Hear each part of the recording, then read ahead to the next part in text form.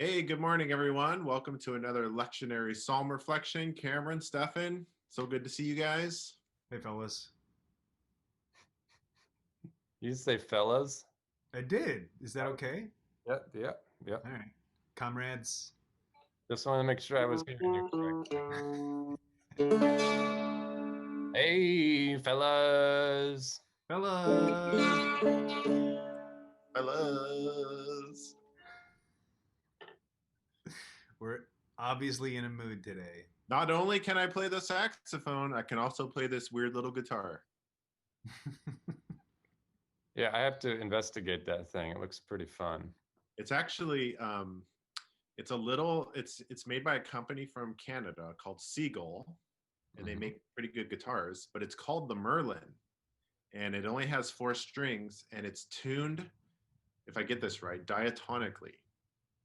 I don't know exactly what that means, but what I do know is that you can't play a wrong note on it. So you can just pick it up and you can like do stuff on it, and it always sounds good because of the way it's tuned. Right? Yeah, it's tuned in a specific scale. Yeah, That's right. on the It's key. like the first note is D, the second note is A, and then the third and fourth are both D. So then like D, A, and then these two are really close together, and then they're both tuned D as well. So the top and the bottom are together, D's. So it's really just D and A. D and A. Nice. And now, how transition that to Psalm 90 for us, Sam. There's no smooth transition. Transition. I have many talents, Hmm. which uh, Matthew 25 this week, you're preaching on it, Stefan. It's the parable of the talents. True. So yeah, you use Sam as a sermon example. I'll just call you up. Yeah. Like, don't waste your Sam. Okay, should I read Psalm 90 or do you want to read Psalm 90? One I of can you. read it. I got it ready. I think it's just verse 12 through 12. Oh, I think. sounds Lectionary. Sometimes the lectionary will chop Psalms in half or pick certain verses because it's trying to find a similar theme mm-hmm. to the other three passages, the lectionary passages. So I think it's just 1 through 12. You're right. However, that's too bad because I really like the last five verses. Well, go ahead, read the whole thing. It's fine. That's all right. Whatever. I kind of recorded a psalm that goes with the last few verses too. So Oh, let's read the whole thing. I'll throw it in. Psalm 90 says, a prayer of Moses, the man of God. Lord, you have been our dwelling place throughout all generations. Before the mountains were born, or you brought forth the whole world, from everlasting to everlasting, you are God. You turn people back to dust, saying, return to dust, you mortals. 1,000 years in your sight are like a day that has just gone by, or like a watch in the night. Yet you sweep people away in the sleep of death. They are like the new grass of the morning. In the morning it springs up new, but by evening it is dry and withered. We are consumed by your anger and terrified by your indignation. You have set our iniquities before you, our secret sins in the light of your presence. All our days pass away under your wrath. We finish our years with a moan. Our days may come to 70 years, or 80 if our strength endures. Yet the best of them are but trouble and sorrow, for they quickly pass and we fly away. If only we knew the power of your anger. Your wrath is as great as the fear that is your due. Teach us to number our days, that we may gain a heart of wisdom. Relent, Lord. How long will it be? Have compassion on your servants. Satisfy us in the morning with your unfailing love, that we may sing for joy and be glad all our days. Make us glad for as many days as you have afflicted us, for as many years as we have seen trouble. May your deeds be shown to your servants, your splendor to their children. May the favor of the Lord our God rest on us. Establish the work of our hands for us. Yes, establish the work of our hands. That's a great psalm. Isn't that great? Yeah. It's a great psalm. It's a great psalm. Why do you think it's great, Sam? Well, first of all, I kind of forgot about it. So I felt like I just rediscovered it. Fair enough. What I like about it is it just names reality so honestly Yeah. that it's both a little scary, but also refreshing. The psalmist also has a bit of a pessimistic view because it says in verse 10, our days may come to 70 years or 80, which was very generous back then, because I would say that is the average lifespan now with modern medicine. So if our strength endures, yet the best of those days are but trouble and sorrow. So even on your best days, the psalmist is saying it's not that great. or the psalmist might be saying, something? even on your best days, there's always a thread of sorrow. That's probably a better way to put it. Yeah. Yeah. Sort of like Ecclesiastes, right? Yeah. Some of that. Yeah.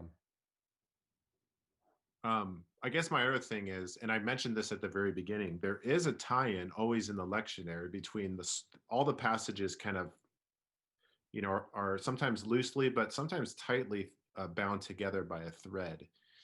And so Psalm 25, you're going to be Matthew 25, you're going to be preaching on this Sunday, is that parable about bearing your talents. So what do you do with these talents?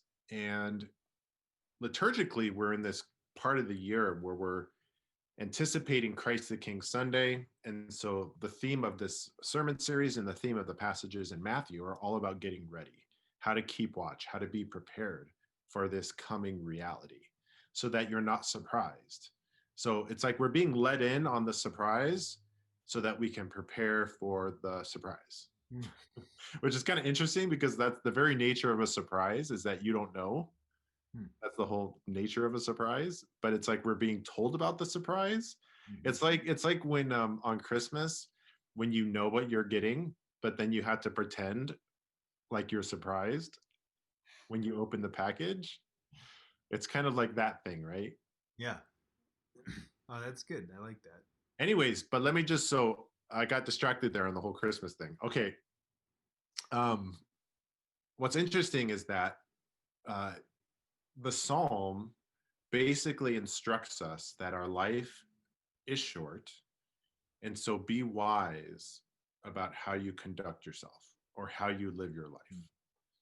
And it's essentially the same. It's the same theme of the Matthew parables, which is you don't know the day or the hour that Christ is coming back. Therefore, be wise, be prepared. The time could be short, the time could be long, you don't know. So live in a way that's wise is the essence of, I see the Psalm saying that, and I see Matthew 25 saying that. That's great. I appreciate how the Psalm talks very clearly about the anger and wrath of God, which is something that I think all of us tend to shy away from because it's scary. There might be something unhealthy about you if you don't kind of shy away from it, because it's intimidating and it's something that we gets held over our head. But the Psalm talks about it, like, hey, like before God, what we are, what we've done, is insignificant. He has every reason to be frustrated, to have this anger, to have this wrath. This world is not what he intended. And then at the last 5 verses, which I was glad that we read, because then it's like, you know what? Relent, O Lord.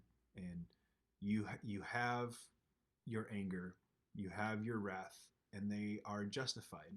And the anger of God and the wrath of God are oftentimes the bedrock of justice, right? Like, and so that's significant. But then there's this appeal that says, would you please satisfy us with your unfailing love, like in spite of all of this? Would you please, even though you've afflicted us with these numbers of days, would you make them satisfying for us? Would you make them glad for us? May your favor rest on us instead of your wrath. And I think that's the nature of like a healthy God human relationship. Maybe it's the nature of any healthy relationship where it's like, look, I got my beef, you got your beef.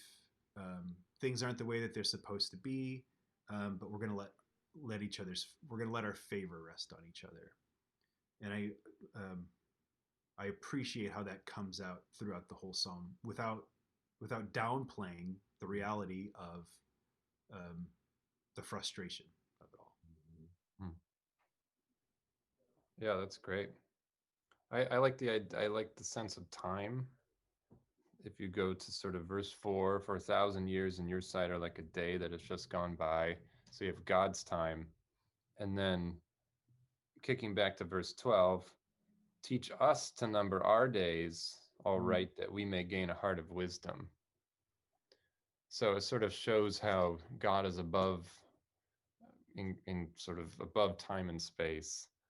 And yet we're responsible, as Sam said, to sort of use that time and space wisely.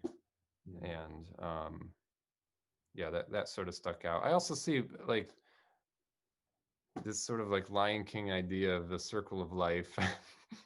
And the only reason I said Lion King is because earlier, Sam, you said "Be prepared" is a big thing, which is a Lion King song too. So lots of Lion King, but it's like this sort of like from dust to dust idea. And I actually see that. I actually see the way Moses or whoever is attributed to this psalm. I see that actually quite done really beautifully. You sweep men away in the sleep of death. They are like new grass of the morning, though in the morning it springs up new, by evening it is dried and with. So there's still like a sense of like new birth, sort of resurrection language in the cyclical life that we're living. It's not all just like everything's gonna fade and that's it. You know, there's like the new morning. So yeah, Love it. I'm gonna jump on something Stefan said about the wrath of God. I've been listening to the Bible Project. If you've ever watched the videos from the Bible Project, go to thebibleproject.com, org, something like that. Anyways, they have great videos that really help you understand kind of complex ideas. And they've been doing a series on a phrase that describes God. You are a compassionate God, full of grace, compassionate, slow to anger, full of loyal love and faithfulness. And so they've been taking every one of those little phrases and then drawing it out. And they just completed one on the wrath of God. And they talked about how it's really misunderstood in the Bible. Or we misunderstand the nuances of God's anger. But one of the big points they make is that because God is loving and because God is just, he cares about this world.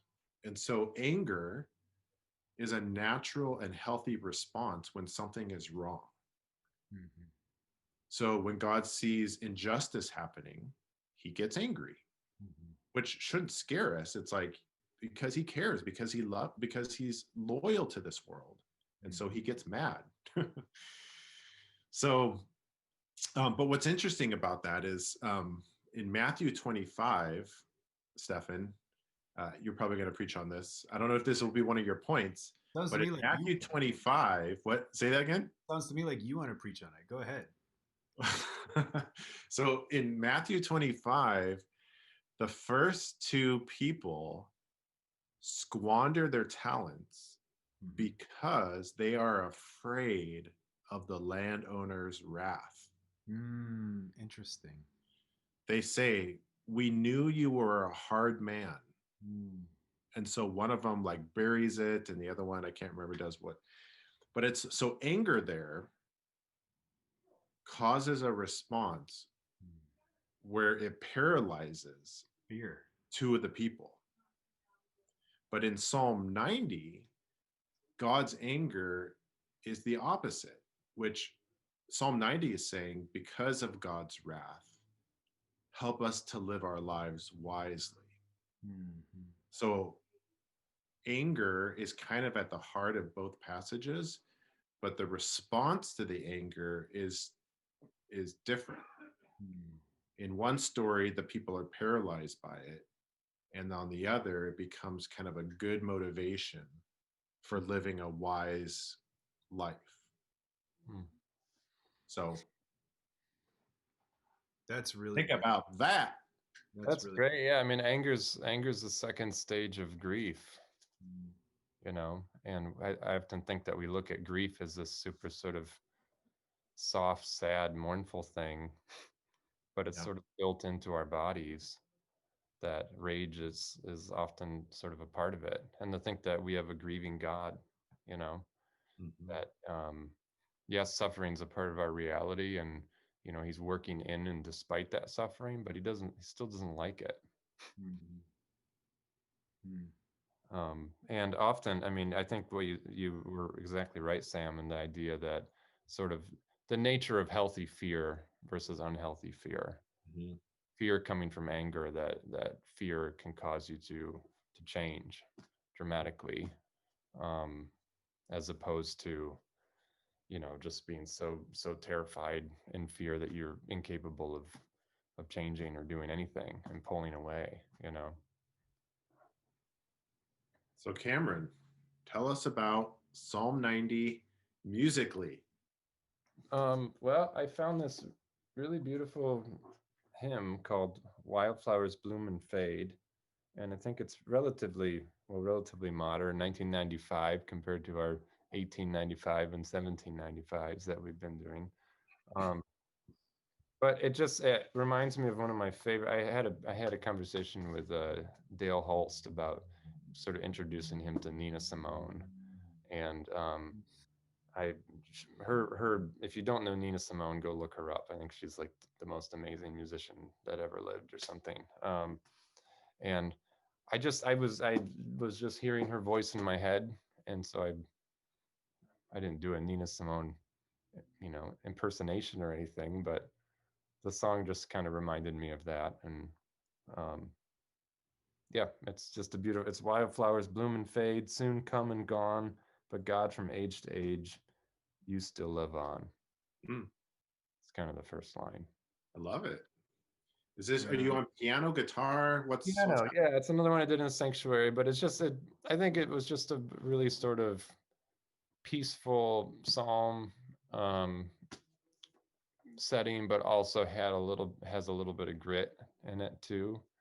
Um, it has that juxtaposition, which is, I think, what this song sort of represents. Um, yeah, so I hope you all enjoy it. Yeah, looking forward to it. Great. Awesome, Cameron. Thanks, everyone. We'll be back next week. And just so you know, we'll be reading a different psalm on Sunday because I looked at the lectionary and picked Psalm 90 is the alternative psalm for this week. And I accidentally picked that one and recorded that one. So that's the reason we're talking about it. But we're going to read Psalm 123, right? Well, maybe we'll read Psalm 90 now. Maybe we'll switch it. Okay. Like a great fit. So stay tuned. Yeah, you have to tune in to find out. Yep. How's that for a teaser? Now people will tune into church. We did it. All right, everyone. Thanks. We'll be back next week. God bless. Bye bye.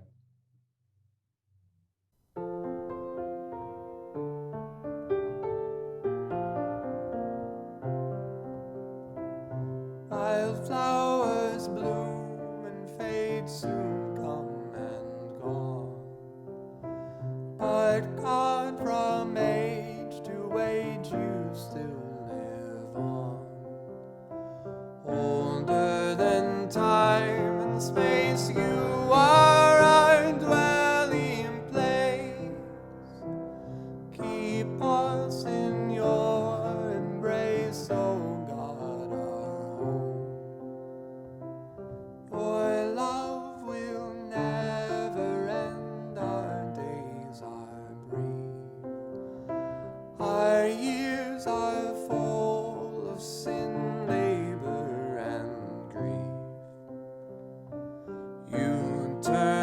us back to dust, yet all your ways are just.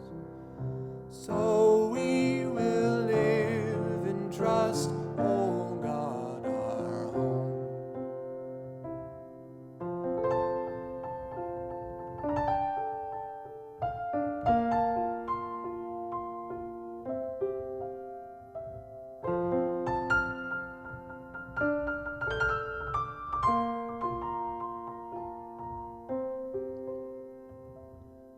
Our lives are like the rose that quickly dies. Teach us to count our days, God, make us wise. Though time flies swiftly past, God, let